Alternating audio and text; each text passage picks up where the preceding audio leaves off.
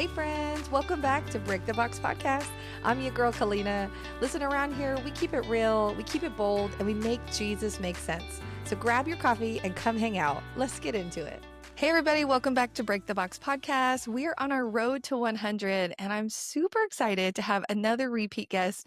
I know we've had some new ones, but this is one that last time we recorded, we had so much good feedback because there was just so many people it connected with. And so will you help me welcome back for the second time, Crystal Sarbuland. Hey Chris, how are you doing? Hey girl, so excited to be here. Thank you so much for having me. Thank you. So, some of you, if you missed our first podcast, Crystal is an incredible licensed marriage and family therapist. At a previous season, she was actually my therapist and just helped me kind of open my eyes to how much we not only need the Holy Spirit and Jesus, but we need therapists who can walk us through spaces of healing, who can help us to be able to identify things in our life that need growth. And so, she came into my life an incredible season and continues to just absolutely kill it, in my opinion, for the kingdom of God and helping people. But I wanted her to come back on today because there's so many people that I feel like are affected by emotional health. And so I kind of threw out this idea of maybe even kind of just discussing like some emotional skills that sometimes we're seeing people are not being met with. Maybe they weren't taught growing up. Maybe they've just never seen that role modeled. I'm sure you see this a lot in your line of work and even in ministry. I see a lot of people who have not been given the tools that they need, right, in order to really succeed. And so we're going to just take a couple of minutes today and just have some real talk on how to kind of grow emotionally. And so I want to kick it off with this question, and then we're going to just kind of let Jesus lead us here. Do it. But I would love for you to just share, like, what emotional skills do you feel like people should learn that maybe growing up they often maybe weren't given or weren't taught? Yeah, I think that's a really great starting point because a lot of times there is just not these basic emotional regulation skills or emotional identification skills Mhm. that were taught or modeled or accepted. That's a big piece of it. So when we kind of start doing life and walk through different experiences in life, you're going to experience things, but the way you process them is often not given time to either be identified or given time to be acknowledged.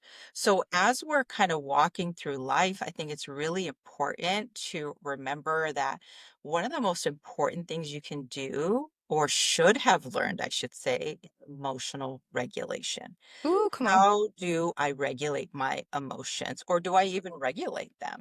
Because when we don't regulate, it causes so much conflict, low self awareness, maybe high other awareness where you're over attuned to others and you're not attuned to yourself. But when you learn to regulate your own emotions, you can be that much more effective in helping somebody else either regulate their emotions or manage their stress. So, emotional regulation is something we just are not taught. Not given, It's just yeah. something that growing up, I don't think a lot of us are exposed to or Hmm. even are aware of that term. What is it to emotionally regulate? What does that even mean? So basically, I'm going to break that down. Yeah, What please. does it mean to regulate an emotion? It's basically, okay, I have an emotion that comes. Instead of suppressing it or letting it take over me, I regulate it.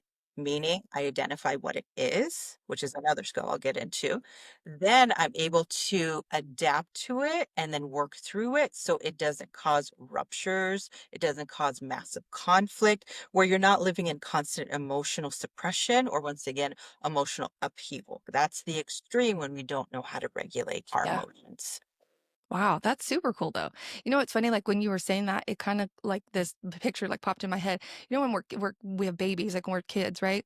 We cry, something's wrong. As soon as we admit that emotion, like somebody picks us up and we're like, it's okay, we're good, right? Like we almost, I think when we start, we're kind of taught to comfort and kind of help them regulate, right? But Yes. something happens as we grow that we stop doing that. We just go, you're good, get up, you're Mhm, fine, come on, mhm, stop crying, mhm. right? Like, I Absolutely. wonder why we like in the beginning, we're so good at going like, let me help you calm down. Let me relax you. Let me feed you. Let me change you. Like we're almost helping regulate. But then once they hit a certain age, I feel like I do see a lot of that. People are just like, ah, you're big, you're good. Like, come on, pick yourself up, right? But there's these skills that are not being taught. So then we Yes. become these adults who feel like we just got to suck it up and figure it out. Do it. And that's Mhm. kind of majority. I'm sure you even see a lot of people who go, you'll go like, hey, how do you feel about something? And they're like, I don't know. Like, do you get that a lot? Do you get clients where you even ask them, like, can you identify something you're feeling or an emotion, and they even can't even pick out exactly what it is? Yes, that is a very common thing. And I want to kind of go back to what you said there about, when we're babies, we're little ones, and, our needs are met. The thing is with that, a lot of times basic needs are met, but then there's times where those basic needs also aren't met. And that can create something called an attachment style. So when we don't know how to attach or we have dysfunctional attachment, some of the basic ones are anxious attachment, avoidant attachment, anxious avoidant attachment, and then a secure attachment. So the third one is another way to say is disorganized attachment. And a lot of times this is based on our needs being met or not met by our main caregivers, which can cause emotional dysregulation. If you had a need as a little one and either that need was maybe bypassed or minimized, you're being taught that your needs aren't important. So then you don't even recognize you have a need. So then you just keep getting older, life keeps happening, and you're like, my needs just aren't really valid. And then, so back to your question, yes, I have, as a therapist, seen this so many times where someone will be sitting in my office, one of my patients, and I'll ask them, okay, how did that make you feel? And they'll kind of pause and they'll say, I don't really Like, know I don't what even know how to express that. I don't even know what emotion is there, or I don't think I feel anything. And if you have ever been my client, I will push you and I will make you uncomfortable. And I will say, okay, you know what? I'm going to challenge that because most likely there's an emotion there that either you have suppressed for so long Mhm, that you are just so dissociated from it that mhm. you can't even pull it up at the right time, or you've let it overtake you so much that you're not identifying that I never regulated it. So needs not being met or being met can create an attachment style, which can create emotional dysregulation, which causes the need for emotional regulation. You don't even ever think about that, like the things even as a child that happened to you, there's still all these signals sending to your brain. And I love that you even commented, like some people didn't even get that. Maybe you didn't have the affectionate parent or the attentive parent, or they met the bare minimum needs, but not enough. And so that was already teaching you, you're not going to get those things met. And so you're basically growing up trying to figure out how to figure that out when that wasn't even taught to you. And it's funny, I actually like I can't even remember all the details, but I saw this study the other day where there was like an orphanage. I want to say it was like in Russia or someone like that, somewhere like that. And they had like all these babies, and they said when they visited, like none of the babies were crying, and they were like, "Why?" And they said, "Well, we get so." There was like periods of time where this was like it was like a video of like previous. They were saying there was a season there were so many babies and not enough people to care for them. They would cry endlessly for the first week, and when nobody picked them up or did anything, it actually taught them nobody's coming for me. So then now, like over the time, they would even bring in new babies and they would notice like, well, they don't cry and they don't get anything either. So it actually taught them like, oh, you could scream all day and no one's going to pick you up or do nothing. So it's not even worth it. So they actually were like hundreds of babies in these cribs who were just sitting there peacefully because they've already been told, like subconsciously, when you express something, nothing's going to happen. So there's no need for you to do that. Can you even imagine them in their adult life? Like they probably are with couple, let's say they're in a relationship and they're like, tell me how you feel. And they're like, why? I don't have needs anymore. That Because no crazy? one's coming, and I love that example. That is, like, the perfect example of what happens Mhm. when a need isn't met Yeah. at a very young age or Yeah. formative years. Yeah. Those formative years, the keyword there is formative. It begins to form and shape your relationship with yourself and the outside world. And once again, if those needs aren't met chronically, or the definition of a need being met is Mm. often gonna be culturally based, Sure. whether we realize it or not. That's a big Mm. influence a lot of times because a lot of times what's seen as, oh, a need is being met, or the baby's being taken care of, or we're being good parents, or we're a functioning family depends on the culture. And so it can really reflect, okay, well, your basic needs are met. So you're good.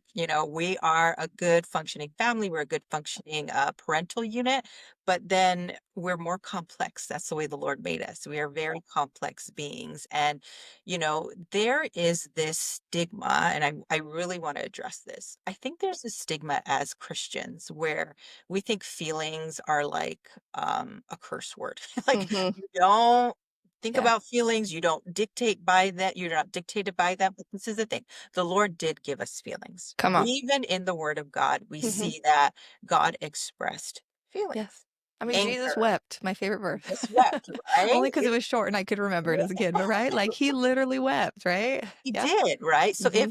The Lord himself experienced Yeah. emotions. Yeah. We have been given emotions for a reason. Okay. So emotions, I want to kind of frame it like this. Emotions are signals. They can tell you, it's kind of like a stoplight. Okay. Red, stop. Yellow, be cautious, slow down, pay attention, or green, go, engage, right? Feelings are meant to be signals and they're also a way for connection. When the Lord says that He's our comforter or counselor, because that's in the word, that means there's going to be situations where we're going to need comfort, we're going to need counsel. But if we totally dissociate from our feelings and think they're bad, they're of the enemy completely, then there's not a lot of emotional intimacy because then we're just kind of robotic or we're like have a religious spirit and it's all about the rules and no relationship.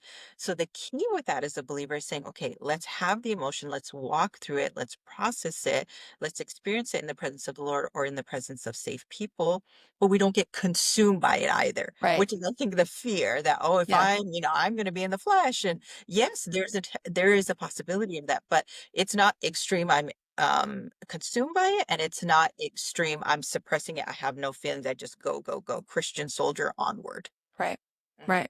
And that's true. Like if there's like even like you were saying, like the attachment issues, if those things have already been ingrained in you, we're not expecting people to automatically function at that level, right? But what you're saying is it's not healthy to think that that's not a part of something you're supposed to do. Like, I mean, you even said it beautifully. Like, they didn't have to put that Jesus wept. They didn't have to put that he was in the garden and like was so probably overcome by anxiety he sweat blood. Like they could have left those pieces out, right? But God was intentional to show that even when he came down as a man, he also had to face things and was okay expressing that. But you're right. I think too, like a lot of culture sometimes shapes it. Like if you're in a family that, like I was kind of even going back to that, like suck it up, get up, you're good, you're tough, right? I know sometimes that works for people and that's their style, but then you're actually training somebody for you to express makes you weak. For you to say something makes you not a strong person. And then they get older and they have a harder time attaching, having intimate relationships, feeling close to people, even feeling close to the Lord, because that intimacy that they are supposed to have with the Lord gets stunted by that same intimacy they don't have with other people because they've never allowed themselves to like really be themselves with people. And so I'm sure like in your office, you get people who come in, they probably usually have a problem, right? Like, I need you to fix this, right? Because that's usually how it starts, like, this is my problem, fix it, right? And I'm sure, like, even just from what I remember, like, you would always come in and go, okay, I want you to express where you're at, but I also don't want you to like push it down. And so, like, do you see that a lot where, like, one, you just said, yes, people have a hard time expressing a lot of times because that hasn't been taught to them. But then what happens when we like push things down and we don't allow them to come up? Like, how does that hinder us in our, the long haul of our life? So that is a wonderful question. So a couple of things happen when you suppress your emotions. You are basically living in a state of dissociation. And what that does, and I'll break down dissociation, but Yeah, what please. that does is it makes it very hard for you to connect with people, Mhm. connect with yourself, and then most likely it's going to lead to emotional explosions. And it's gonna lead to a lot of ruptures in every major area of Yeah, functioning. yeah, Executive functioning, professional functioning, communication, all of that is gonna be affected because when you suppress, emotions don't fade, they hide. come on, girl. Yep, They hide, and it's just waiting for the perfect opportunity. And if you have a biblical worldview, the enemy will play on those hidden emotions. And at the perfect time, he's going to send that arrow and he's going to let yep, you explode. yep, Because if you suppress, once again, it doesn't go away, it doesn't fade, it's not solved. It is going to hide and it's eventually going to surface and most likely in an unhealthy way. So when we dissociate, what are we doing? There's two types of dissociation: depersonalization, where it's I disconnect from myself, my emotion, my thoughts, my body. mm, I'm not connected with what my body needs, not showering, not going to the restroom. Maybe you work like a 12-hour shift and you didn't even go to the bathroom. pee. Yeah, That can be a form of depersonalization. I'm disconnected. Then another type of dissociation is derealization, where you're disconnected from your surroundings. mm, Okay. And if you're my client, you know I talk to you about this all the time because this is such an important thing that happens. but we don't have language for it. And when we're in derealization, it's kind of like we're living in a fog. Things are dreamlike. We're on the outside looking in. And a lot of times this happens because there's so much suppressed emotion that you just start to shut off. Shut down completely. Yeah, as a human being, Mhm. you start to completely live kind of robotic. You can see it in certain people. And even when we're kind of doom scrolling and maybe we're Yeah, in a room full of family, yeah. that can be a form of dissociation too. You're There's a flag, right? disconnecting. Yeah. Yeah. Or even if you're just like in your room and you're once again Mhm. back to the doom scrolling thing because this is such a prevalent issue, that can also be a way of dissociating from yourself. And so those are some of the main ways that when we suppress our emotions, it gives, yeah, temporary emotional relief because you don't have to deal with it, but Right. in the long term, There's it's all these repercussions, yeah. I love that you touched on even, like, and I've seen this a lot even in ministry, like, we'll have people who are going through severe depression or a lot of anxiety, and so they've isolated, and even the families will say, like, they're not showering, they're not brushing their teeth, they're not even combing their hair, and we're trying to force them, and I'm getting so frustrated, and, like, from what I'm hearing you say, like, that's not even it's not even about the physical, it's that emotionally they're so disassociating from, like, even their body and their own needs, they're just kinda checked out in another land. They're not thinking, "Hey, I'm not being hygienic today. Hey, I need to go brush my teeth." They're just trying to, like, survive, right? So, like, let's just play a scenario then, like, what if there was a parent or someone who said, "Hey, I'm seeing that. I'm seeing somebody in my family disassociate and check out and kind of, like, not even be a part of things." Like, how do we help them? How do we honor where they're at, but not advocate for them to stay in that same place? yeah, the best way is connect with them first. Connect with them, ask them, the smallest question. You don't want to overwhelm them and you don't want to give them another task because when someone's dissociated, they're probably in a survival mode. And so when you're in survival mode, it's really, really hard to do these extra things that we know will regulate you, but it feels like you're going to war. Like Yeah. that's how overwhelming it Yeah. is when you're in a massive state of depression or when you're in a place of it being even just overwhelmed from life, and maybe you're not dissociating per se, you want to connect with that person first. Just try to connect with them at an emotional level. Ask them if they want to have coffee with you. Do you want to watch a show together? Do you want to watch a movie together? That will slowly help them be more present because when you're dissociated, you are not here. You're just not. You've escaped somewhere in your mind to cope with what's happening out here, which is probably so overwhelming. And so when someone comes in and tells you to do those things, you can encourage them to do that, but first help them regulate, help them Mm, feel seen and connected.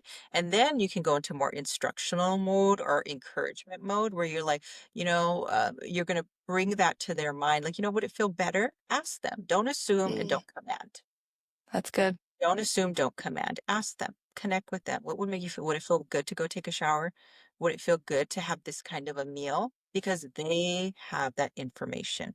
And I think one thing that's so important is in relationships, we assume.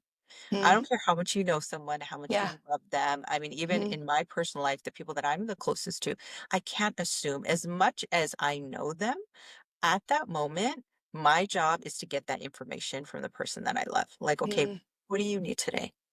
yeah, And then pausing. You don't want to feel you should do this, you should do that. That's going to cause them to probably dissociate and suppress even more because it's flooding them. They're overwhelmed. right, right, and it'll probably even cause a greater wall with you because they already feel all these things, and then you're like, do this, and I just need you to do this," and they're like, "Whoop, there goes Yep, you another don't wanna something go I can't connect with." instructional.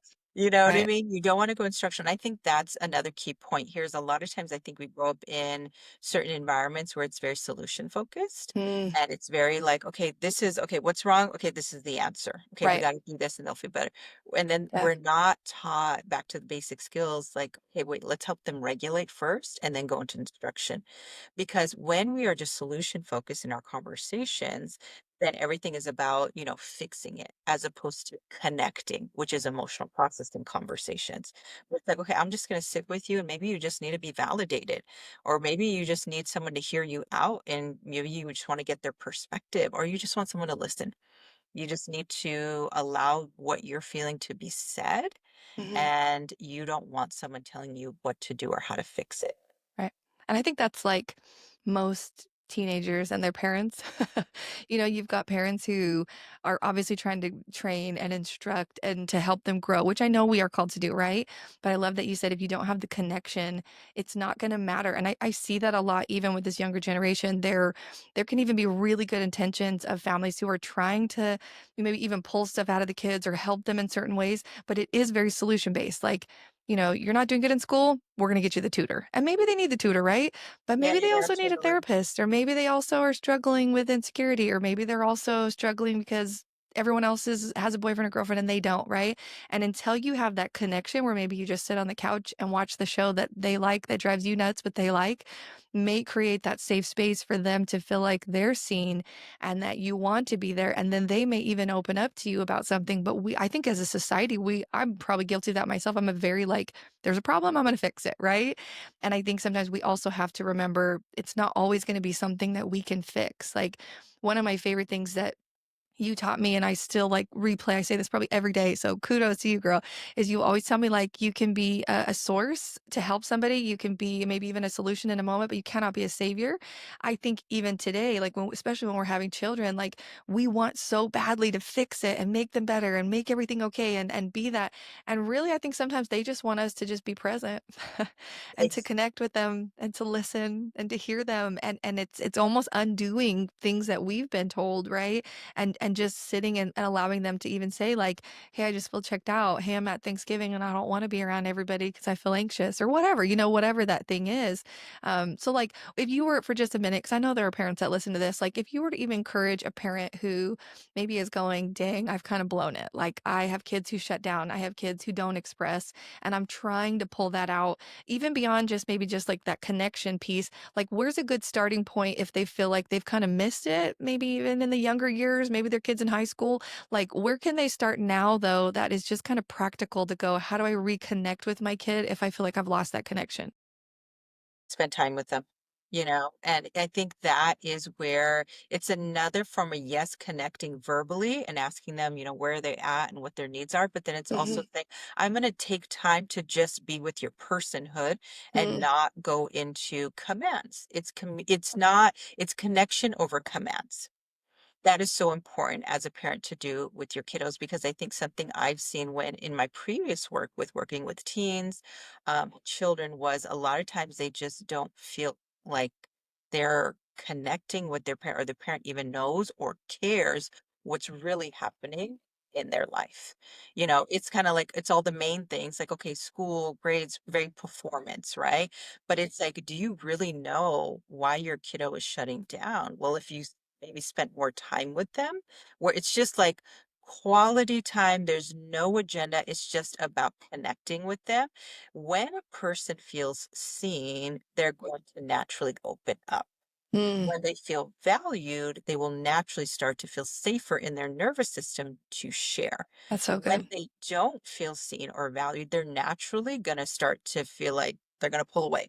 You know what I mean? Because there's not safety there in that relationship, because you're just kind of being told once again to do this, to Hmm. perform, to be, as Yeah. opposed to like, wait, let me really spend this time with you, because you just matter as a person, no matter if you're messing up. Or not. And like, you're still worth my time, even if you're messing up as my kiddo. So Even good. if you're making bad choices as a parent, you really want to show your kiddo that, they're seen. And the Yeah. person, I mean, no matter what, Yeah. there's no feeling like being seen by your parent. No relationship can replace that. God will Absolutely. bring other relationships that are a support, that are Hmm. critical, but the parent-child relationship really requires intention and Hmm. value. Even if you've messed up before as a parent, it's not hopeless. It's absolutely not. But making that time to really sit with them to find out, don't just assume, Hmm. that they're labeling them. They're being lazy, they don't care.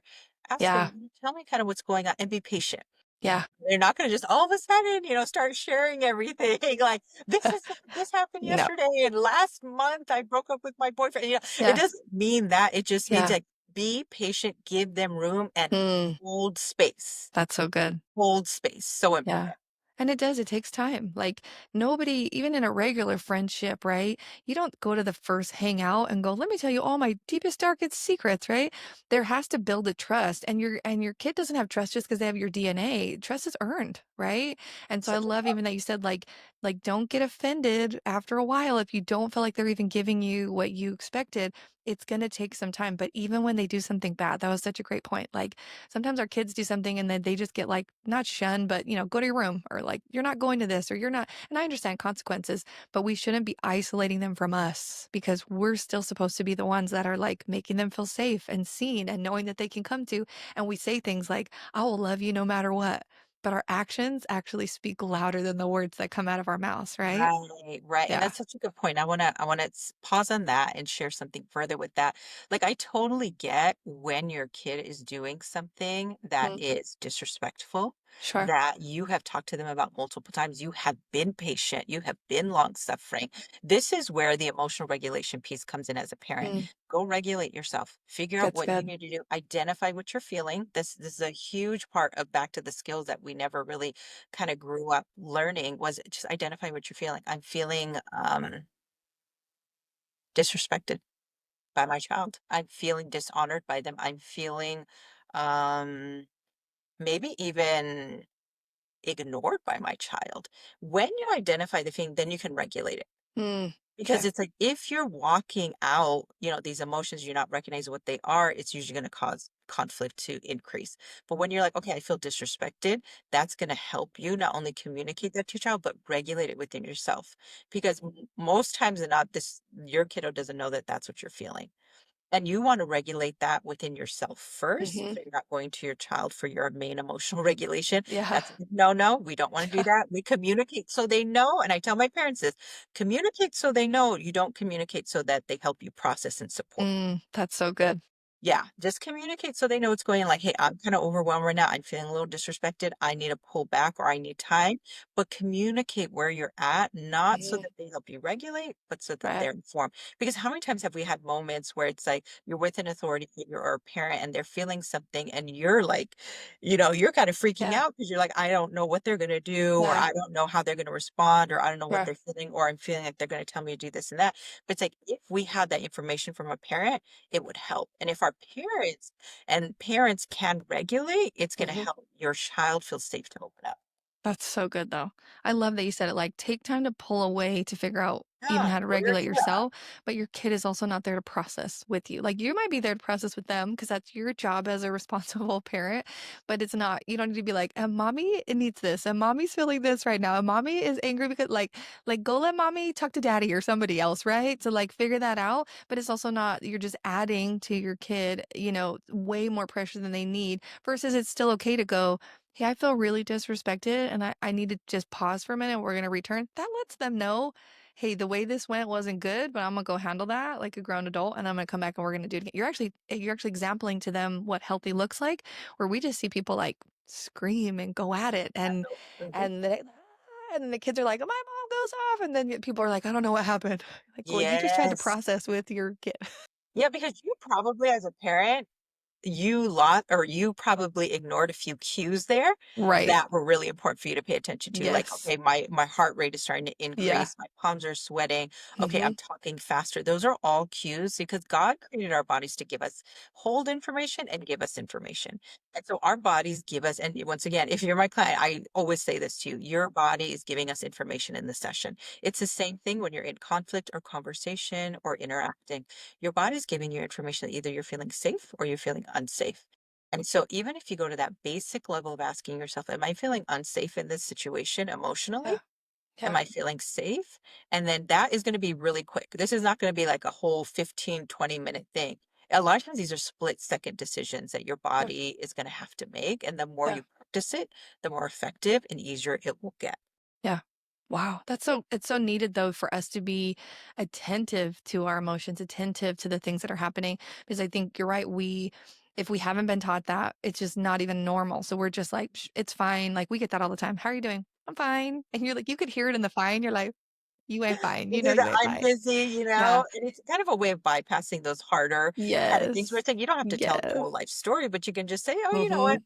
I'm, feeling positive today. I'm feeling hopeful today. You know what I mean? It doesn't have to be, this glazing over. And when you see that glazing over happening, or, I'm looking forward to this thing today, Yeah. that gives a little bit information, and it Okay. teaches you how to also be like, what, I'm not going to bypass an opportunity to connect with this person. I get it. There are times where you're go, go, go, you can't connect. I don't That's have the not time. Sure. no, but it doesn't mean that we have to kind of go to those common like responses that we go to, because a lot of times we're just missing opportunities that God's giving us to connect. Yeah. Okay, so I'd love to hit that. So then, like, let's just say, let's do a scenario where I'm big on like practice. So let's say like you come and you see me and you go, "How are you doing?" And I go, "I'm fine. I've just been really busy," because that's a big one, right? I'm just really busy. But you can tell like something's off, or I'm just not wanting to even address it.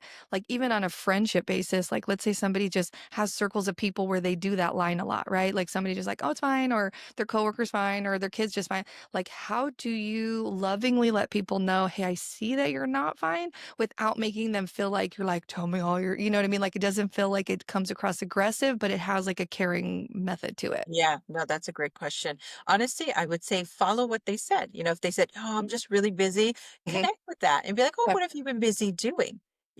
And then that will slow down their nervous system. That'll slow down their responses, and that will make more room for connection to actually happen. You don't want to go, once again, assume, you don't want to give information, because I've seen this happen too, where it's like, I mean, I had this happen in my life too, where it's like, I was really busy doing something, and someone that knew me was like, "Oh, I thought you wanted to do this, or you were busy doing that." And that was so not where I was at. I was like, "No, actually, I had a previous engagement, so I had to leave, this particular function earlier, right?" It was like this family thing, right? And so this person had assumed that I like wanted to have space, right? And I was like, "Oh, that wasn't it at all." You're like, You "Oh, know what that I was fine." mean? And so we don't want to assume. You want to take the information. And if you want to connect further and you see that they're kind of dysregulated, you don't want to give them a feeling or Mm, don't yeah, give them the feeling. yeah. Let them give you that I information, because love it. again, they hold that information. We don't. As much as you know them, as much as you love them, don't assume. I love that because I mean, we're all kind of guilty, I think, of that sometimes. Like, specifically if we are in like friendships or family or people we know, if they're going through or something's off, we'll be like, "Oh, they're just having one of the blah, blah, blah," or they're just doing the, and we just assume maybe that was a pattern. Maybe that is something they've done before. But what I'm hearing you say is like, don't just assume that that situation is the same. Like, follow up with some questions and check in with them because, they may be going through something that's new or that's different. And we're just like, they're just irritated because work's hard. And you're like, no, they're actually working through some childhood stuff or you know what I mean? Like, it could be anything, Or but maybe we're they're overstimulated. That's a big thing too. yeah, Is like a lot of times people are just overstimulated. They're girl. overstimulated in their Yes. senses. You're Mhm. overstimulated by your phone. Then whatever's going on in front of you. Then maybe you have a shirt that feels weird on your body, and then you have a jacket that's not fitting right. And then, you have to answer this email that just came in from work. A It's like lot. a lot of times people are just overstimulated. So we can't assume what we've known about them is always Yeah. the case, because Yeah. every day is different. I love what you said, Kalina, about like, they may be facing something new now, a totally different challenge or different phase of life. And so we don't want to assume that this is what they're feeling and then act, because then we're going to act out of that, and that person's going to pick up on that. So if they're busy Totally. and they're just like giving those kind of answers that bypass connection, just gently kind of go in a little bit further and be like, "Oh, just, you could tell me, what have you kind of been up to?" And then just pause and see how much information they give you. Don't assume. Yeah, I love that. And I think too, like as from like a pastoral side, one of the biggest things that I always try to tell people, like I give what I would want given to me, right? Is, and I know this because like even in our, like in my position, there's a lot of things that we can't even make people privy to because there's a lot of secrets, there's a lot of conversations we can't share. Sometimes there's even things we're working through with ministry or life that we just are not able to tell people. And even sometimes a lot personally, we can't share with everybody, right? So sometimes people don't have the full picture of what's happening. And I've in the past, I would just kind of like do the I'm fine, it's good because I would go, I don't even know what I can and cannot share. But I remember even recently, somebody had come up to me and it was just like one of those hectic days, right? Like I had so much going on. Like people didn't even have half the idea. They probably assumed like she's just stressed. And I'm like, you have no idea what's actually going on, because you can't always share. And I remember they could just see it, like, they could tell something was off. I was a really sweet lady at my church, and she just put her hand on my arm and she said, "I just want you to know that you are seen and you are valuable, and I'm praying for you today because I know your plate is full," and just walked away. It wasn't a problem solve, it wasn't this, there's gotta be more, right? But it was you're right, it connected, but it also made me go, "Hey, like, it's gonna be okay. There's somebody who cares about you, and you don't even have to tell her all this stuff right now because you can't, but she's still gonna pray for you, and the Holy Spirit will" like, even sometimes us not being so invasive with people and going, if someone doesn't wanna give you something or they can't share, then don't just go, "Well, they don't ever tell any" like, just be the hand and feet of Jesus sometimes. Try to not feel like you're so offended because you don't know everything, you know? Sometimes there's gonna be spaces where even that specific person, I'm now more inclined to go, "Hey, when I can share something, that's probably somebody I would wanna share it with because even when I didn't, they showed up for me, right? Versus the person who's like, "Well, what are you doing? Where are you at? Why are you stressed? What" right? You know, like you're like, "Yeah, it ain't gonna be you, girl. It ain't gonna be you." Yeah. I'm already overstimulated, and you're adding to that right now. Exactly, exactly. I love that example because I noticed even when you shared this Mhm.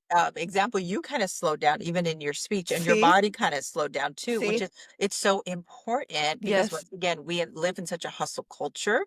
I think even as I mean, as Christians, there's like Christian Sure. hustle culture, which is a whole nother thing.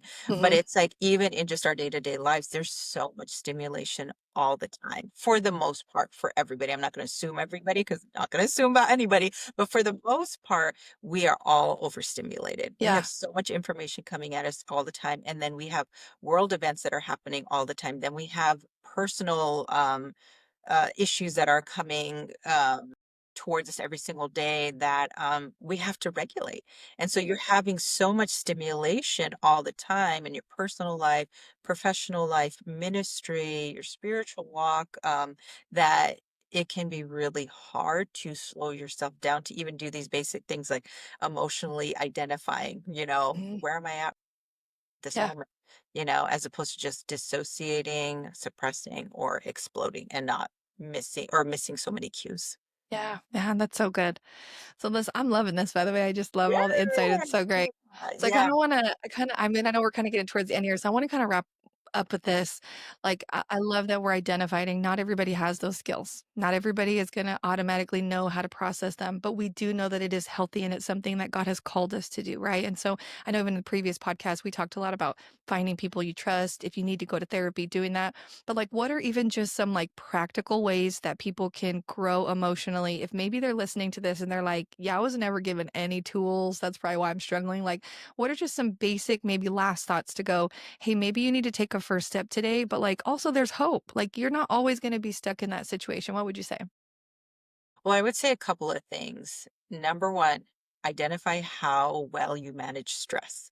Mm, Stress management causes a lot of ruptures in our relationships. And I keep saying the word ruptures today, but a rupture is basically any kind of disconnection in a relationship where there's conflict or misunderstanding. But after rupture has to be repair, which is where we reconnect. And that's super important. So managing stress is super important. Because if you don't know how you manage stress, you're either using maladaptive coping skills, you're disassociating, or you're just allowing the stress to overtake you and you're just in a constant state of anxiety. So identify how do I manage stress and how do the people I do life with manage stress? And if you don't know that, ask them, when you're stressed, what helps? That is a huge part of it. Identify how do I manage stress? How do the people around me manage stress? Because most likely you guys manage it very differently. differently. This is true for me and my family. I manage my stress very similar to my dad, where maybe, my sister will manage it more similar to my mom, right? Grew up in the same house, but our way of managing stress is very different. Okay. The person, if you're married, your husband may or your wife may manage stress completely differently than you. Identify how they manage stress. Another important piece of this is be aware of being overstimulated because when we're overstimulated, that's going to cause us to bulldoze over people. That's going to cause us to maybe be over attuned to our own feelings and not be Mm, attuned enough to others' feelings as well as ourselves. Okay. So that's kind of growing in self awareness. Am I overstimulated right now? Because once again, we live in such a hustle culture in every single way. We have social media, we have podcasts we're listening to, we have the TV on, we have our phones on, all of that. So yeah, be aware of your overstimulation and kind of scale of 1 to 10. Am I at a 10 maxed out? I'm totally overstimulated, or I'm at a 1, a 2, whatever. That can just help start regulating the nervous system. And then another piece of this that's really, really important that you want to identify is communicate. When you are in a place where you need space, communicate that to people. Don't just take the space. So if you're in a place where you're like, I'm just overwhelmed from life or I'm overwhelmed from this conversation, because a lot of times when people shut down emotionally, it's because they're flooded, they're Hmm, overwhelmed, they never got validated when they did express an emotion, so they kind of suppress. So you, once again, you don't want to assume, you want to ask, like, okay, where are good. you at right now? Yeah. Are you needing to, and this is once again something I practice in my own life with the people I see that they're shutting down, I will ask them, okay, do you want to connect and talk right now, or do you need some space even from me? Well, that's such a good question. Mhm. Do you need space even from me? And then not taking it as rejection, because most of the time it's their own stuff that's getting Hmm. mirrored and stimulated that they maybe need time to figure it out. So they're not rejecting you if they need space. Ask them. So like I said, and then we've learned to do this, Hmm. with the people that love me, they'll ask me, like, what do you need right now? And sometimes I'll say, yeah, I do want to connect. Let's go out and let's talk. And then there's times where I'm like, you know what? I do need some time to myself. I need to figure out where I'm at. So those are key things that can help a lot, and they can go a really long way in your relationships. That's massive though. Even just the communication part, like I think we think like we communicate with people, but even asking what do you need? I think some of us were just so bad at that. We're just so used to, like you said, I know somebody, or I've already asked them if they're okay, or I think I've done all I can do. But it actually takes humility to go, I don't know what you need right now, but I want to know. Like sometimes that's the simplest way to say, like, I'm gonna really hold on to that today. Like, not just going, "How can I help you? What can I fix it?" Like, "What do you need today?" And if they go, "I need space," we're not like, "Why?" Like, Yeah. we don't take it Don't want to personal, take right? rejection. Don't take Yeah, rejection from that. right. Because Mhm. even, like, in friendship circles, I think I see this a lot, like people are in different seasons. We maybe don't, especially as you become an adult. You're not like hanging out like all the time at school, right? So you're kind of connecting periodically. And sometimes you can go, I don't know what that person needs. Do they want me to be checking in more? Do they want me to be texting? Should I be calling them? Are they more of a voicemail? And it would be so much healthier to go, hey, and where you're at right now, what do you need from me as a friend? Like, what would be beneficial for you? And for them to just be honest, like, check in with me once a week, shoot me a text, I'm good. Or they're like, I'm really struggling. I need you to call more often. But we're guessing. We're like, I don't know, and I don't want to be overwhelming, but I don't want to be not enough. Not like, and then you just simplified it. Like, just ask people what they Ask them. need They and have the listen. information. Yeah, yeah. Yeah. Listen, they have the information. And once again, Hmm. I some of my clients says, if they're like, I don't know if they're thinking this, I don't know, they have that information. Yep. You got to go get it from them. Stop assuming. Girl, Mhm. Stop I assuming. love it. I'll Yes. receive all those nuggets. Well, this Amen. is the kicker is like there are these are they are basic things, but they're complex in like what they hold. And I think so many of us haven't been taught those things. And those are things I wish like even in the schools they were teaching like communication and not suppressing your feelings and like why people are disassociating and how to communicate. I think even as adults, some of us are trying to relearn some things, but this is what I encourage people. It's never too late. You Totally. can learn something and pass that on to the next generation, and we're going to start seeing better emotional health. But God has called us to run with people.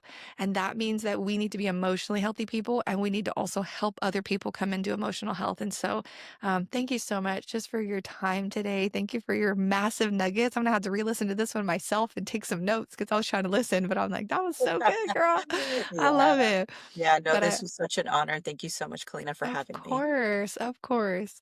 Well, break the box. I know you got some nuggets today because so did I. And so a huge thank you for just coming on and sharing your wealth. And we pray this. We pray that the Lord will continue to help us all grow. Like even Crystal and I, when we like have conversations like this, even we ask the Holy Spirit, Lord, let me learn something. Let me take away something. Like none of us have ever arrived. So don't feel bad if you're like, I'm growing. We all are.